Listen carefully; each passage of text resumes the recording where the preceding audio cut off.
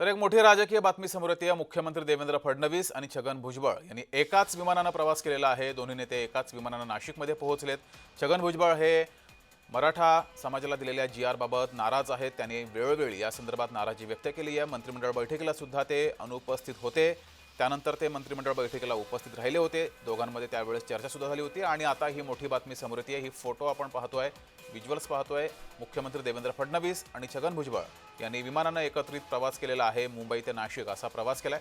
त्यामुळे या विमान प्रवासादरम्यान या दोन नेत्यांमध्ये चर्चा झाल्याची माहिती सुद्धा समोर येते आहे। नाशिकमध्ये आज केंद्र सरकारच्या इलेक्ट्रिकल टेस्टिंग लॅबचं केंद्रीय मंत्री मनोहरलाल खट्टर आणि मुख्यमंत्री देवेंद्र फडणवीस यांच्या हस्ते उद्घाटन होत आहे। या कार्यक्रमासाठी मंत्री छगन भुजबळ, मंत्री गिरीश महाजन हे देखील उपस्थित राहणार आहेत। या कार्यक्रमाच्या श्रेयवादावरून शिंदे सेनेचे खासदार हेमंत गोडसे यांनी छगन भुजबळ यांच्यावर टीका करत भुजबळ आम्ही केलेल्या कामाचं श्रेय घेत असल्याचा आरोप सुद्धा केला आणि या कार्यक्रमाला मुख्यमंत्री देवेंद्र फडणवीस हे नाशिकमध्ये या कार्यक्रमाला उपस्थित राहणार आहेत। त्यासाठी नाशिकमध्ये गेलेत आणि यावेळेस छगन भुजबळ आणि मुख्यमंत्री देवेंद्र फडणवीस यांनी एकाच विमानातून प्रवास केलेला आहे।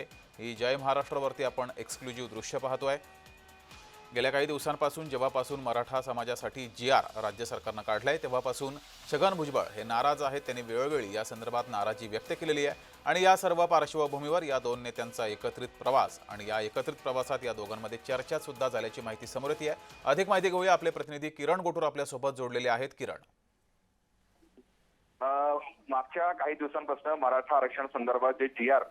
सरकारने काढलेलं आहे ते सगळ्या जी.आर. वरती भुजबळ हे नाराज आहेत आणि वेळोवेळी त्यांनी हे नाराजी सुद्धा व्यक्त केलेली आहे। आणि त्यानंतर ओबीसी जे उपसमितीची जे आहे एक समिती गठीत करण्यात आलेली होती आणि त्याच समितीची आज पहिली बैठक मुंबईमध्ये झालेली आहे आणि त्याही बैठकीमध्ये या मराठा आरक्षणाच्या मुद्द्यावरती आणि जो जी.आर.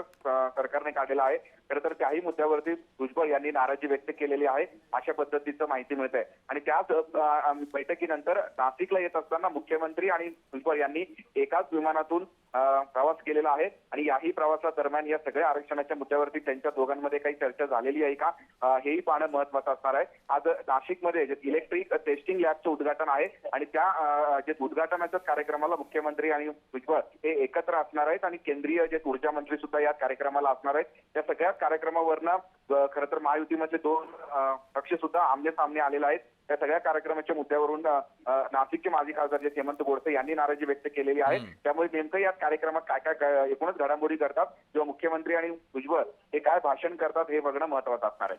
जी मात्र किरण, छगन भुजबळ नाराज आहेत त्या पार्श्वभूमीवर दोघांमध्ये ही चर्चा सुद्धा झाली असेल। हा विमान प्रवास किती महत्त्वाचा आहे?